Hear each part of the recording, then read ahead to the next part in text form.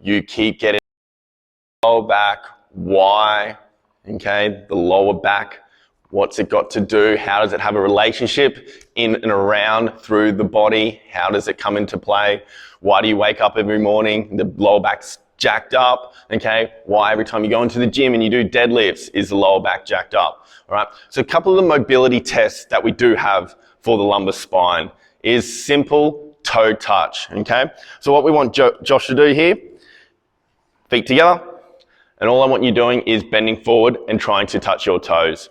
Okay, all we're looking for here, fantastic mobility. All we're looking for here is the fact that he can get to his toes and that he's getting a natural curvature of the lower spine. All right, this is not a bad position. Flexing under no weight and load through the spine is not a bad thing to do. Okay, we are happy for the purposes of this. Fantastic. He can get there. He meets that mobility requirement. We know that if Josh was to have lower back pain, okay, it wouldn't be due to a mobility restriction there.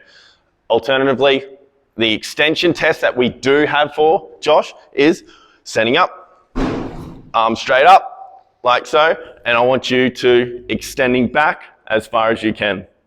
All we're looking for here is the fact that he can get his scapulars here, his shoulder blades, over the back of his heels, which he does get there. Don't get me wrong, he was probably shaking there a little bit, so so he's probably working a little bit harder than we'd want him to in order to reach that. We always talk about mobility being clean and easy rather than dirty and difficult. Okay, so the fact that he can get there, we're pretty happy. We would want that to be a bit easier rather than that dirty and difficult. Okay, so Josh meets those mobility requirements for the lower back. Okay, we can definitely rule out that his lumbar is not a mobility restriction if he was getting pain there, okay? A lot of the time, the lumbar spine, this lower back, face up way, this lower spine here, this lumbar is a stability region. Very rarely do we want to create mobility in our lumbar spine, especially knowing that Josh has got the mobility restrictions in our 2 tests there, okay? We'd actually want him to create stability, and we will get into that. We'll shoot you through other videos where the lumbar spine is going to be, we're going to create stability, okay? And that will be to do with whether it's glutes, core, different things like that, okay? Some of the, so the other places I'd be looking at now, Josh was saying, lower back pain, jacked up, he's passed his mobility test. Where do we want to look? We probably want to look at the thoracic, okay? Let's look at that mid-back mobility, okay? Let's look at thoracic being the rib cage from here to here, all right? Let's look at hip mobility, the sacroiliac joint. These areas that need to be mobile, which will do a lot to take away the load off that lower spine. Probably a couple of my favorite, while we're here, a couple of my favorite thoracic mobility exercises that I would look at and assess. You've seen it all before, but let's have a look and dive into it a little bit more. Let's get you on all fours position. Okay, good old cat-cow, all right? Let's have a look. All right. As Josh rounds here, what we want to see is getting that natural curve of the spine. He's really able to protract through his scapulars, his shoulder blades. He's rolling that head down. Fantastic. Now, alternatively sinking, okay? As you can see here, Josh, he's very mobile through this lumbar. This really extends there, okay? So that probably tells us he's got a little bit too much mobility in his lumbar spine here, and probably not enough retraction. So let's see if we can work on that. Sinking for me again. And I really want you to try and pull these shoulder blades back as far as you can. There we go. See, now he's starting to get some good retraction in his scapulars and his shoulder blades.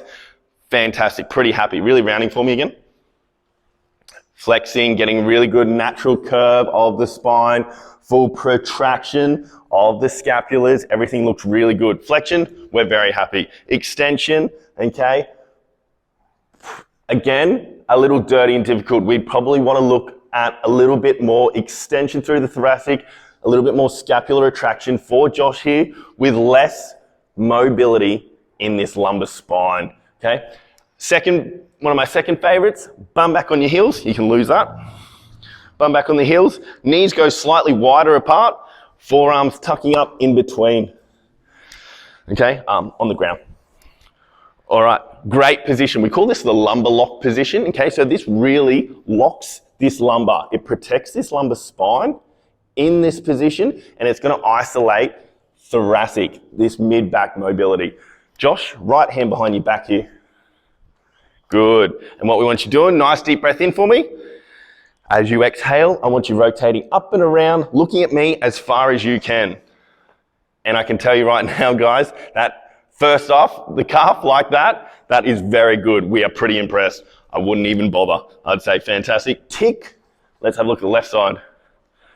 Hand behind that back, nice deep breath in and rotating.